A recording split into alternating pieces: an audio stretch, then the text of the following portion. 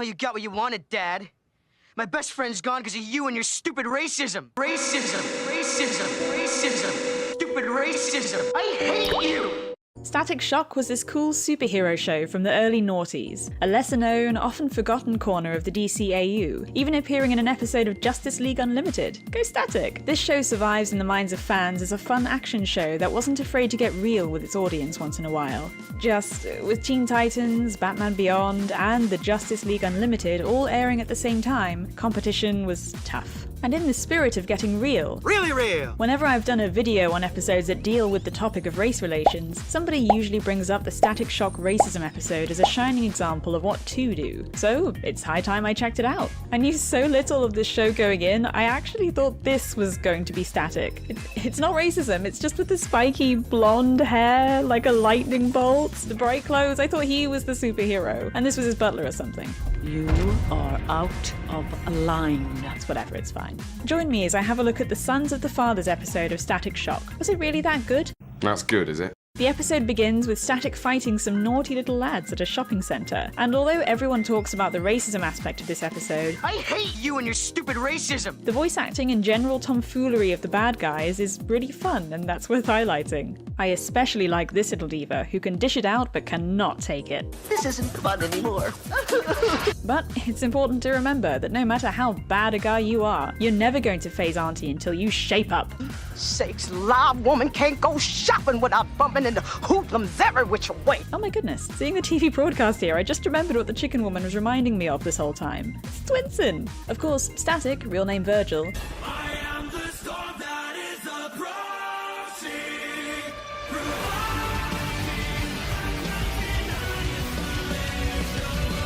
makes short work of them and has fun doing it. Hey, Static can't help it if he's fatter than fat. Virgil comes across really well in general, by the way, which I'll get more into later. I can see why he was so liked. Back at home, Virgil's sister makes a crack about how Richie, Virgil's man in the chair, is just using their home as his own. Don't you ever go home? After initially defending him, Virgil realizes that this does actually bother him and he wants to be invited over.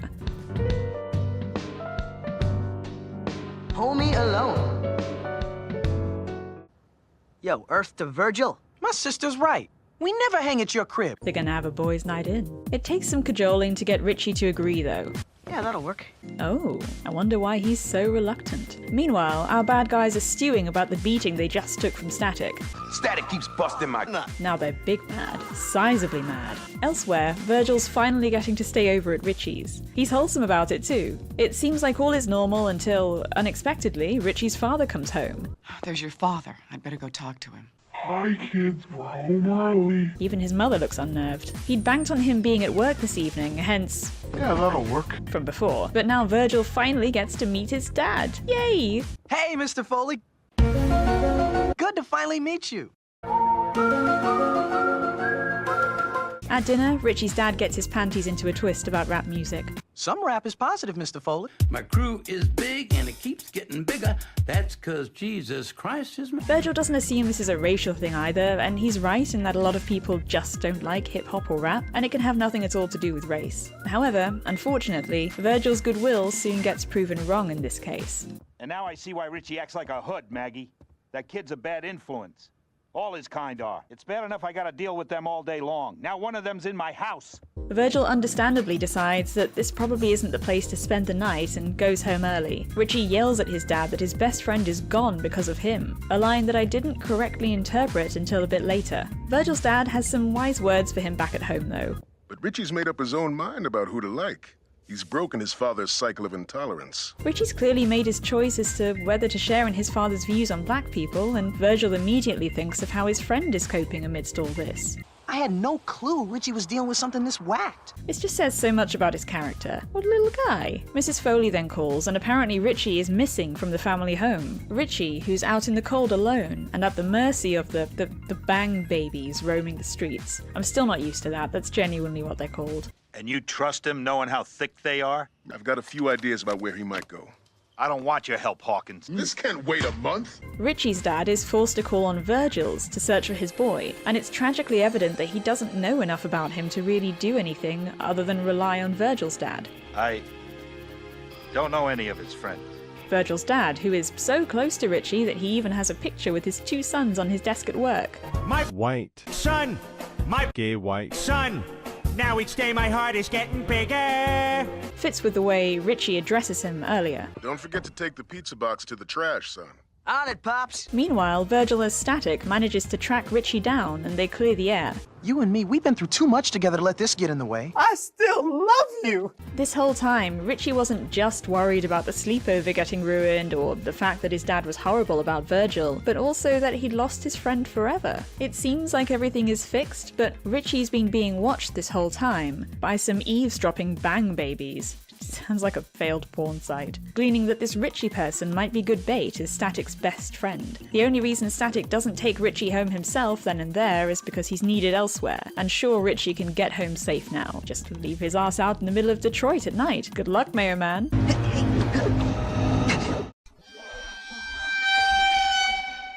However, Richie is certainly not home safe, and is being used by the thugs we met right at the start of the episode. How do I reach Static? How should I know? Don't hand me that. I heard you two.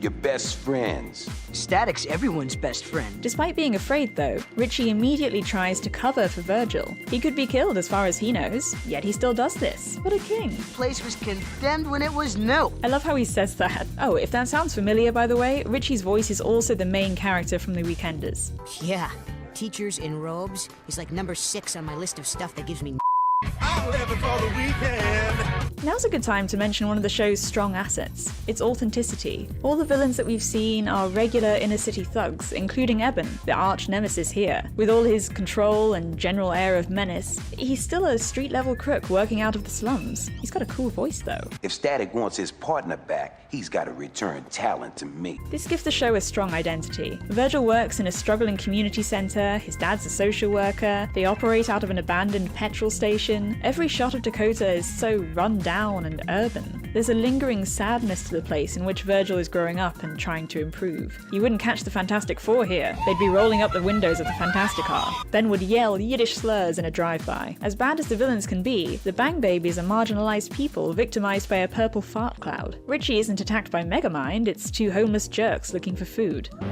What you got in the backpack, punk? Smells like peanut butter. There's some tragedy there. Don't get me wrong, Eben and his cool voice are still evil. The show doesn't try to pull some Killmonger shit where they pretend the baby killer had a point. But there's layers here to appreciate, and it's present in every scene, looming over the characters. Anyway, the dads come to the rescue on a tip from one of the kids at a squatter's den they visited, and they're ready to fight despite the odds. We're not leaving here without Richie. Then you're not leaving. But they're outmatched, not having any powers themselves. Just a couple of quiet adults versus bang babies, and it's over pretty fast. Drop the pipe, Pop. That's when Static comes in to save the day. It's his fatter than fat ass these thugs want after all. And just because they needed a second reminder that Static outclasses them, he makes short work of them once again. The exaggerated swagger of a black teen. It gives me goosebumps every time. But it's still shown as a difficult enough fight. Got to hit that quota of action for the episode after all, and I think it's done well. Richie and his dad then have an endearing little moment. Son, I'm sorry. I'm so sorry. Aww.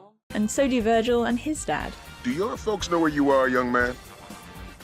Serious? Richie's dad isn't hostile to Virgil anymore, and all is well. And with normalcy restored, it seems that Virgil, Richie, and his dad are all on at least okay terms now. Mr. Foley is even introduced to Pride events. Tell you the truth, I always been curious about those events. Just wait till you see all the people in costumes and makeup. Even the guys. And with that, our very special episode comes to an end.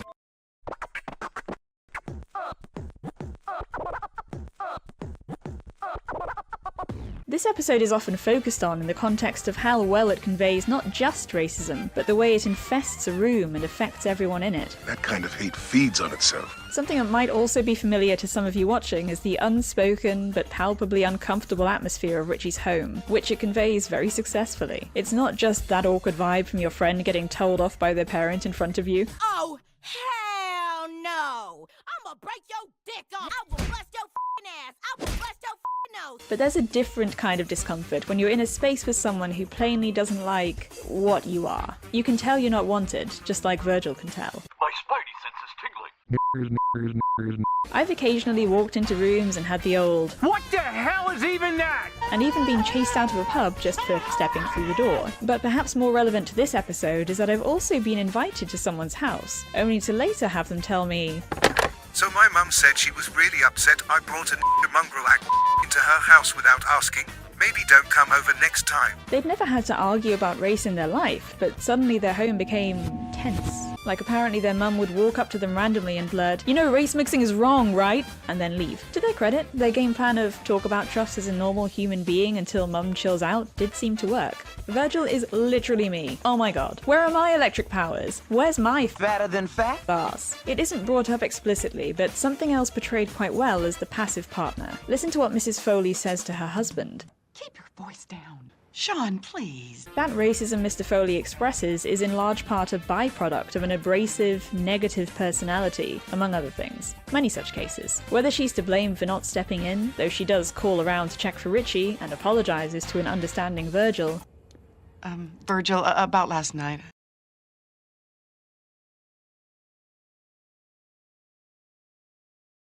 You know what? Soz. Soz is not an appropriate level of apology. Is up to you. But she remains a realistic part of a bigoted household or relationship. There are always bystanders, and they all have their reasons for saying nothing. Where bigotry like Mr. Foley's comes from is very briefly touched on too. I still don't get how a guy like Richie has a father like that. That's a question that even Richie's father can't answer. That kind of hate feeds on itself. Believable, but I don't agree with Virgil's dad here. Genuine article racism like Mr. Foley's is plenty rationalized. That kid's a bad influence.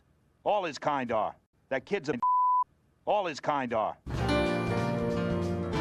And often, I think, because it's conflated with culture or undesirable behaviours. Iraq has such a sick culture going on nationally that it recently just lowered its age of consent to 9. But that's the culture of a country, not a race of people. Why would I take that out on the elderly Iraqi man who lives around the corner from me? He didn't do that. I don't have any reason to even suspect he supports that. He's only ever really talked to me about orthotic boots. Sometimes, though, people take nasty cultures or undesirable encounters and let themselves think that something as shallow as race, as easy to identify as race, is the causal factor, and not a twisted culture or specific twisted individuals. Which is why, if you continually present many prejudiced people with contrary evidence, again and again, many of them will slowly backpedal. Not all, obviously, but it works more often than I think people realise, because we're social animals and respond well to arguments rooted in the human social experience, no matter how above it we might think we are. Call me a Pollyanna,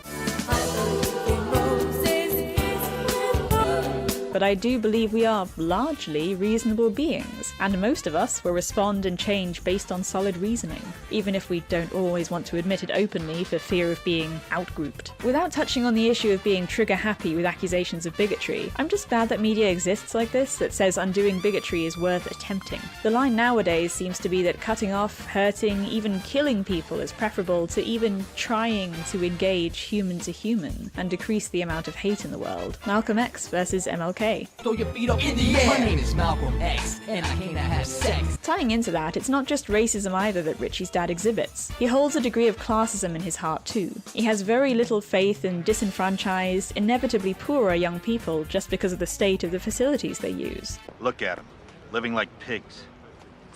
Virgil's dad is a social worker, a great decision by the creator and a clear origin of Virgil's caring nature. He tries both showing and telling Mr. Foley that these kids aren't that bad. I talk to kids like this every day, Foley. But sometimes when they don't see eye to eye with their parents, they feel like they'd rather be anywhere but home. But him immediately coming in with an antagonistic attitude, even when his son's safety is at stake, is indicative of the mindless nature of the bigotry he has, as described by Virgil's dad earlier. Again, though, I don't agree that prejudice this severe is usually mindless. Never even told me you were African American?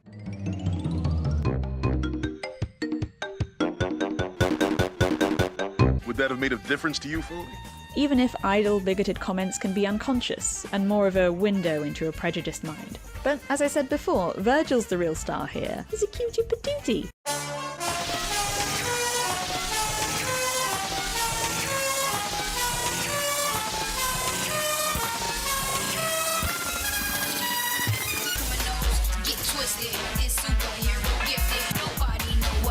to the point that, as someone who was so unfamiliar with the hero that I thought this was Static, and that he was called Static Shock, I'm now going to make a point to watch more of this show. Virgil's just a thoroughly good person and a sweetie to boot. Time to get minty fresh. Go on, Virgil, get minty fresh. Like he acknowledges, sure, the racism from Richie's dad hurt, but it's not Richie's fault. How could I blame you for what your father said? And he sees that his friend is going through a bigger crisis and prioritizes that. Acknowledging that a relation of the bigot may be struggling with this would be unheard of in today's guilty by association climate. This reflects well on Virgil. It hurts, sure, but he's mature enough to know it doesn't mean anything about him specifically, and he has a solid support system behind him. Thanks for kicking it with me last night, Pops. Something he notes Richie doesn't. Virgil's family is still a united front, but as he later finds out, Richie has actually fled home and is struggling with his dad more than Virgil is. As Virgil's own dad devastatingly puts it, And you know the worst part? I'm sure you'll tell me.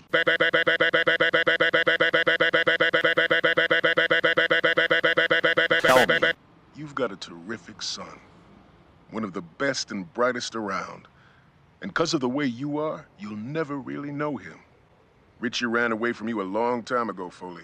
Richie deserves a shout out too though. He's a kid struggling to deal with not only the usual teen angst, but also feeling like he'd lost his best friend, distance from his dad, and hating the way his father views the world. In his words, Why should I go back? He hates me. He disses everything I like. And what he said about you?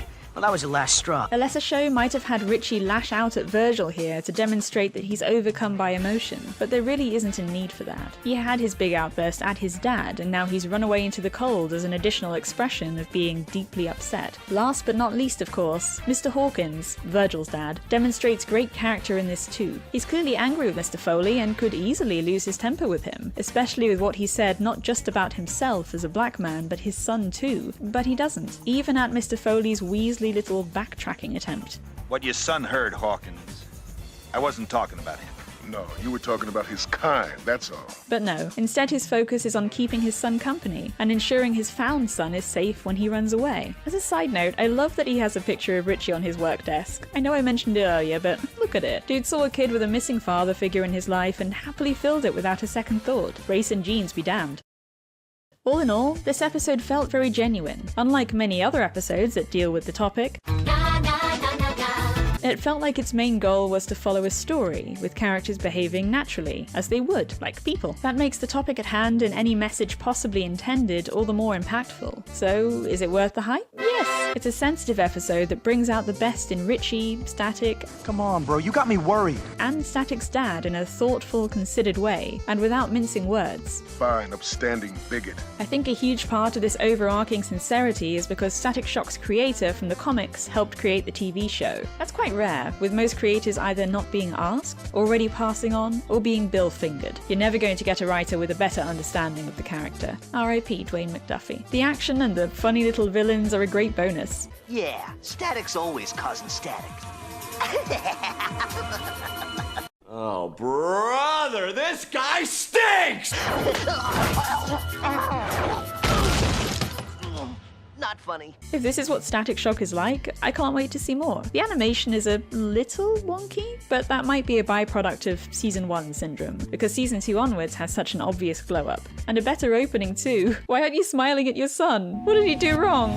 Papa! That's all I have to say on this episode. If you're still with me, thank you for watching, and check out the rest of my channel for more analyses of social issues and more in media, plus some general silliness. Until next time, bye-bye!